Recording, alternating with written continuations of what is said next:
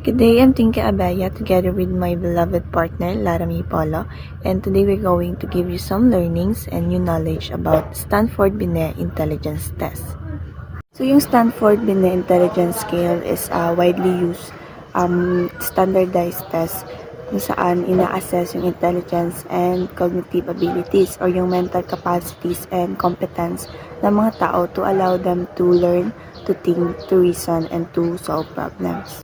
So, itong test na ito is ina-assess yung intelligence o katalinuhan ng isang tao and also yung ability or yung kakayahan nilang mag-isip. So, yung test na ito is na-develop ni Alfred Binet and Theodore Simon.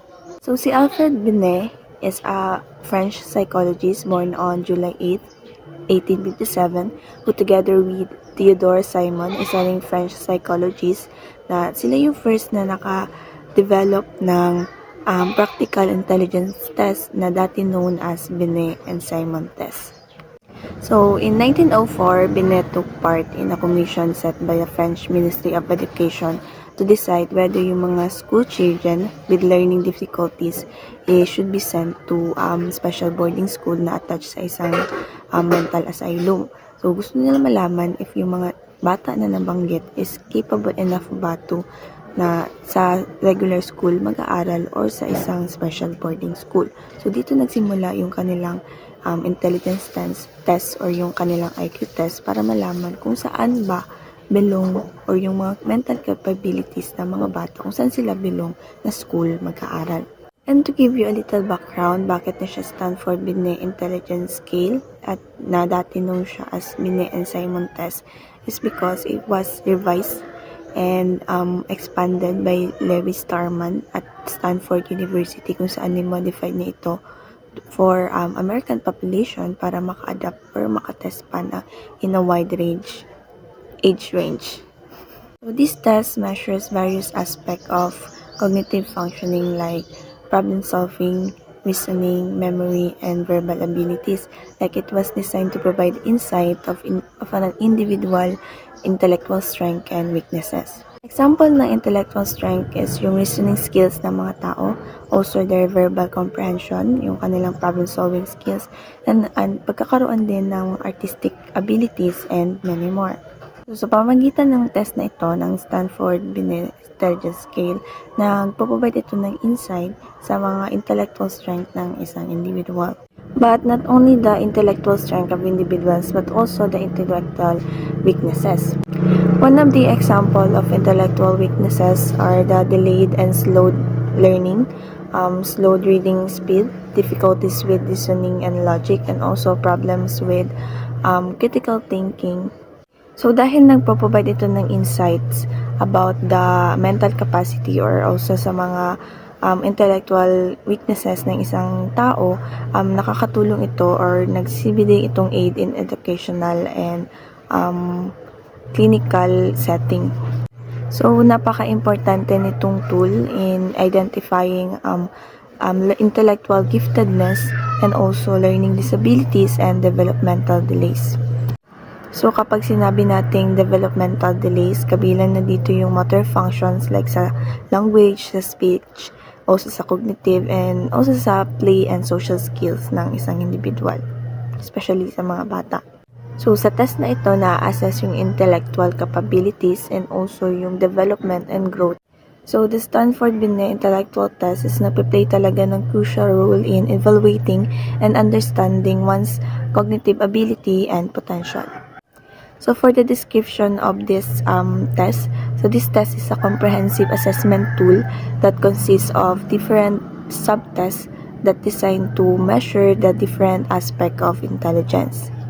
So, ang subtest nito covered a wide range of cognitive abilities including na yung problem-solving skills, yung verbal reasoning, abstract thinking, and also yung working memory.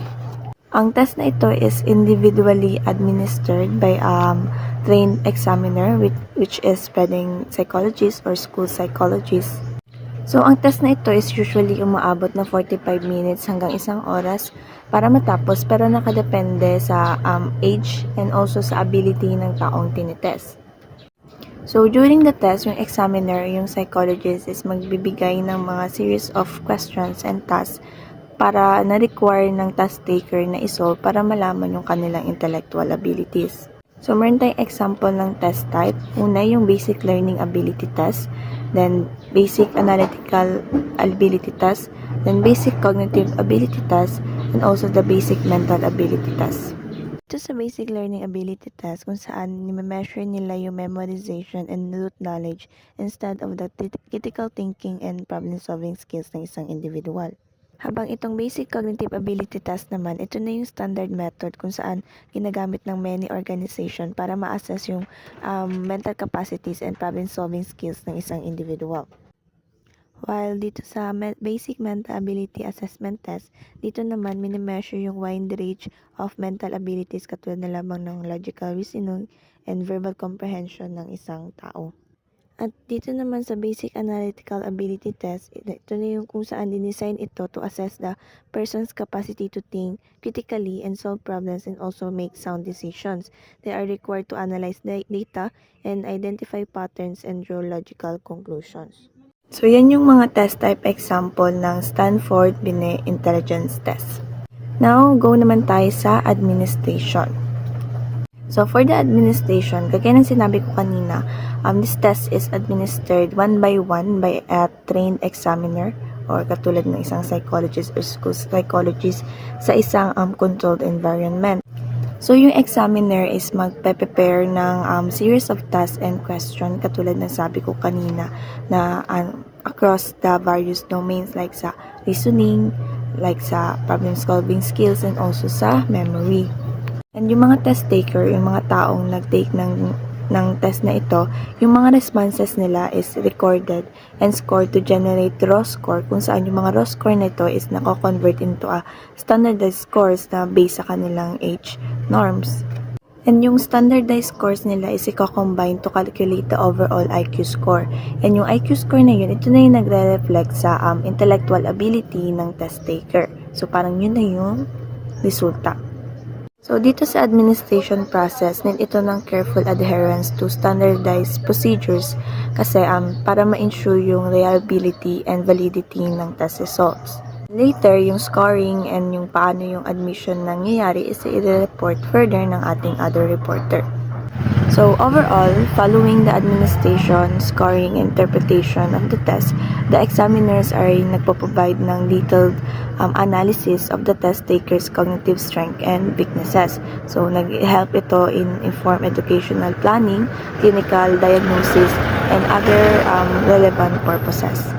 So, again, the Stanford Binet Intellectual Test plays a crucial role in evaluating and understanding one's cognitive ability and potential. And for more learnings, please listen to my partner Lara Polo and to her report. And that's all for my part. Thank you for listening. Peace out.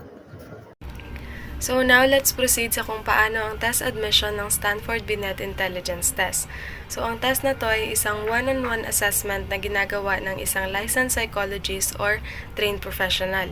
Usually, sinasagawa ito sa isang tahimik and controlled na environment para maiwasan yung distractions and masiguro na accurate ang results. Isa sa mga unique features ng test na ito ay ang adaptive testing approach, and in this approach, nag-a-adjust yung mga tanong based sa sagot ng examinee. So kung tama ang sagot, lilipat sa mas mahirap na tanong, and kung mali naman, pwedeng bumalik sa mas madaling tanong. So walang fixed na time limit ito, pero usually tumatagal to ng 30 minutes to 2 hours depende sa edad ng examinee and sa bilis niyang sumagot.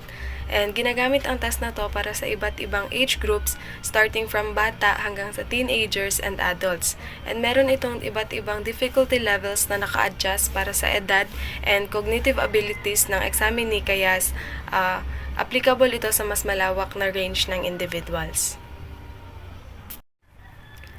So, ang Stanford Binet Intelligence Test ay gumagamit ng isang structured scoring system para ma-convert yung raw scores ng isang examinee sa isang standardized IQ score. So, meron itong tatlong bahagi which are the raw scores, standard age scores or SAS, and full scale IQ or FSIQ. So, first, Sa raw scores to standard scores, ang raw score ay yung total points na nakuha ng isang examinee based sa tamang sagot sa test. So, hindi pa ito siya yung final IQ score dahil kailangan pa itong i-adjust depende sa age group at difficulty level ng isang test items. And kapag mas maraming tamang sagot, mas mataas yung raw score. Next naman is Standard Age Score or SAS. So, ang raw scores ay kino-convert sa SAS gamit ang isang statistical formula. So, sa process na to, ang performance ng examinee is gina-compare sa average performance ng ibang tao sa parehong edad. For example, kung ang isang 8-year-old examinee is nakakuha ng score na normal para sa 10-year-old, pwedeng mas mataas yung kanyang SAS, and kung ang 10-year-old examinee naman ay may score na katumbas lang nung 8-year-old, maaaring mas mababa ang kanyang SAS. So, ang next is full-scale IQ. So, ito na yung final IQ score ng examinee after ng conversion process. Ang average IQ score is 100 and karamihan sa population ay nasa 90 to 109 range. So, merong standard deviation na 15 points kaya ang bawat score is categorized ayon sa level ng intelligence. So, para naman sa interpretation of results, kapag high IQ scores which is above 120, maaaring merong advanced cognitive abilities and pwede na sa gifted education programs. Kapag average IQ scores naman which is 90 to 109, karamihan sa population ay nasa range na ito and may typical intellectual functioning. Kapag low IQ scores naman which is below 80, pwedeng kailangan ng bigyan ng academic support or special interventions para matulungan sa learning process. Stanford Binet Intelligence Test ay isang mahalagang tool para sa pag-test ng cognitive abilities at IQ ng isang tao. And kadalasan to siyang ginagamit sa education, clinical psychology, and research para malaman kung paano nag-iisip and nagpa-process ng information ng isang individual.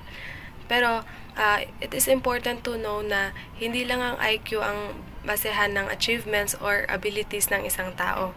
Aside sa intelligence, meron pang ibang factors like determination, creativity, and emotional intelligence na nakaka-affect rin sa growth and achievements ng isang individual. Kaya dapat ang interpretation ng IQ scores is ginagamit bilang guide lang at hindi bilang absolute measure ng potential ng isang tao.